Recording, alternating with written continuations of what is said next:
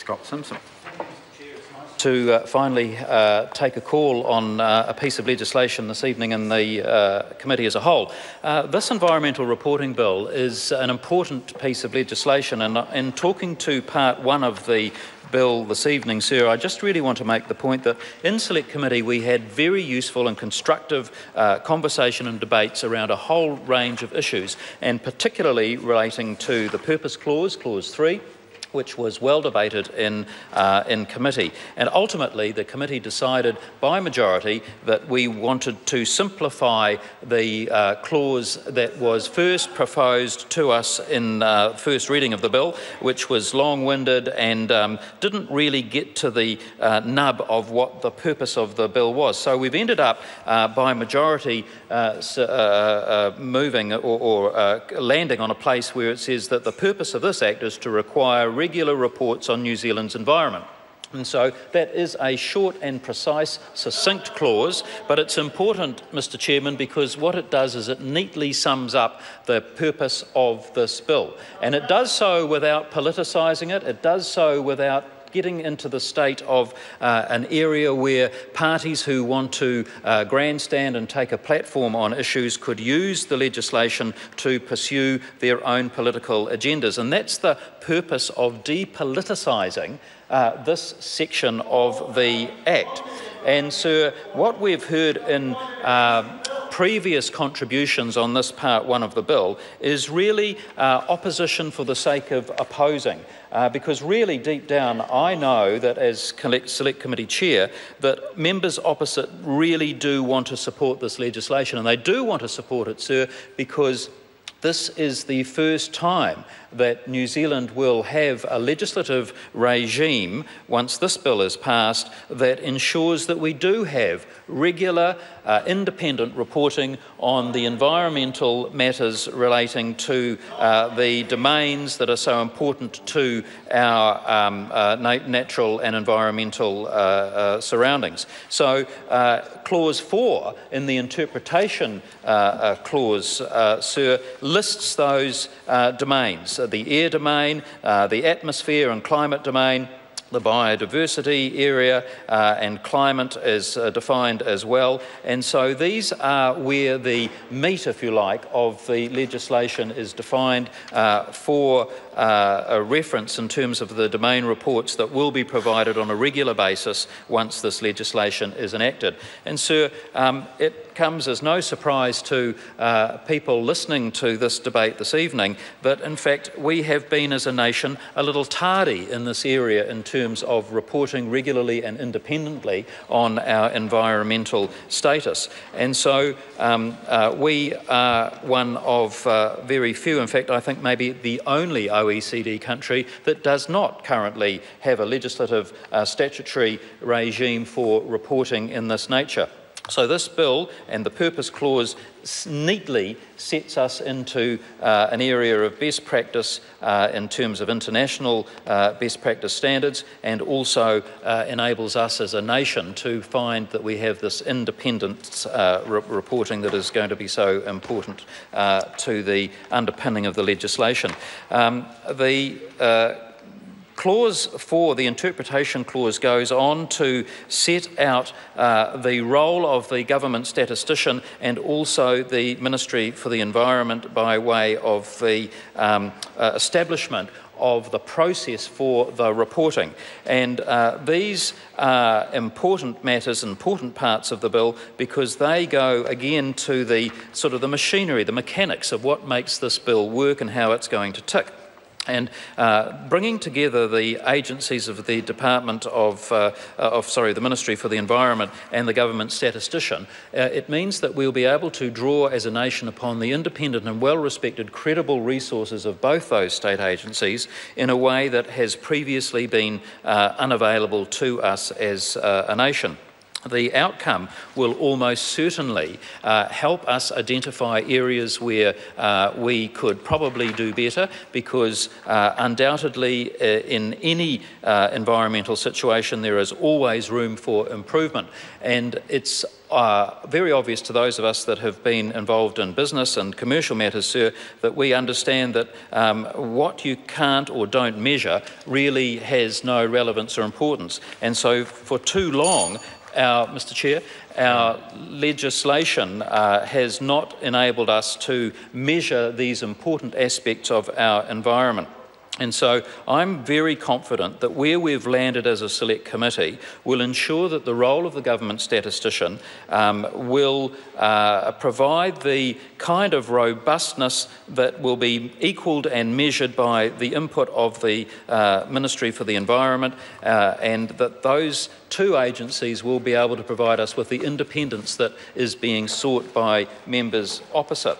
Sir, there is a treaty clause, it's clause 4A of the bill, and it's a clause that we included at Select Committee in order to acknowledge the role of the treaty and in order to recognise and respect the Crown's responsibility to take appropriate account of the treaty and its principles. This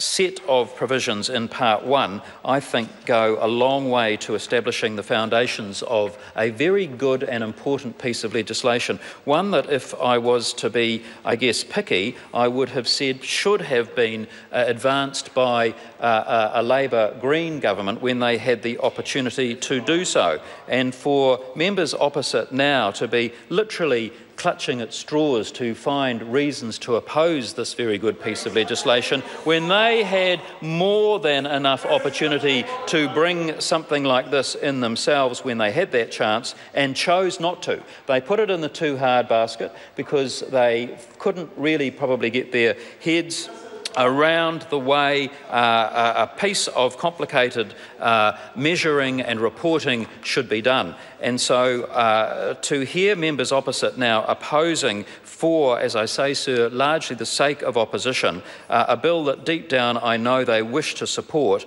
is somewhat galling for members on this side to have to listen to. This is very good legislation. It doesn't have the flaws that members opposite are attributing to it, and indeed my advice to members opposite is to stop looking for shadows where none exist, because it's very easy, I guess, when you're in opposition to do that and to get into a mindset where things may be conjured up out of the mists of nothing and found... Order, I am going to interrupt the member, and in doing it I'm going to plead guilty to being relatively slack in the early stages of chairing this part, especially in Mr O'Rourke's speech, but also in the first part of the member's speech.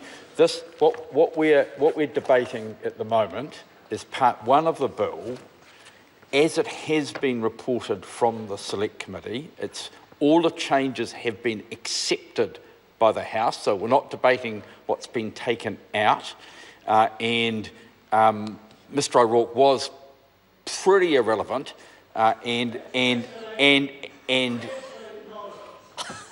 order. The member will stand, withdraw and apologise. Sorry? The member, in my experience in these matters, and it is pretty substantial, does not have a choice. The member will stand, withdraw and apologise. I withdraw and apologise. Now, as I was saying, attempting to say, replying to speeches which are irrelevant is in itself irrelevant, and the member has now got into that, and it's my intention to tighten this debate right up. Part 1, as has been accepted at second reading, and whether that Part 1 accepts the principle, implements the principles of the bill which the House has already accepted. Scott Simpson. Mr Chair, and a point of order, Dennis O'Rourke. Well, a point of order, Mr Chairman. I wish to say to you that I object very much to the comments you made about me and my speech, which are completely wrong, not called for, and were not needed as part of the exchange you had with the other member. And I would ask you to withdraw them.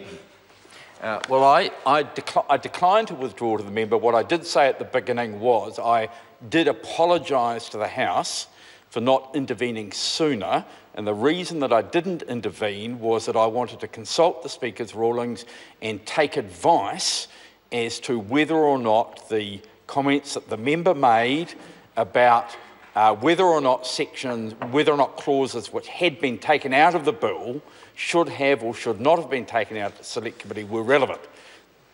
The advice that I have received and I've taken and I've accepted, and it is now the views that I've expressed to the House, is it is not relevant, and therefore I'm not going to allow government members to go on about it because they would be being irrelevant too. Scott Simpson. Mr. Chair, and I acknowledge the content of your ruling and accept it just don't comment without on it reservation. So, Clause 3 of Part 1 of the bill is the purpose clause, and it simply says that the purpose of this Act is to require regular reports on New Zealand's environment.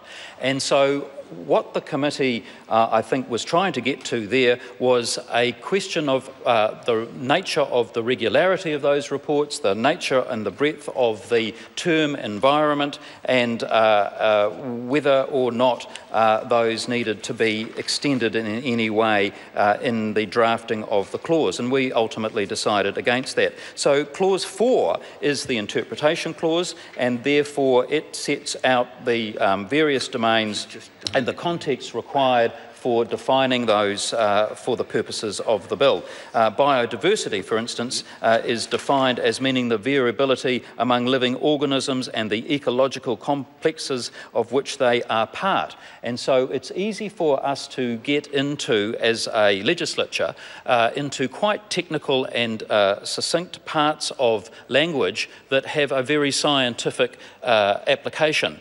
And I suspect, Mr. Chair, that as members who are literally members of the House of Representatives, we by and large don't have the expert knowledge that is required to come to terms with the absolute interpretation of those words that are used in the clauses as presented in the bill tonight.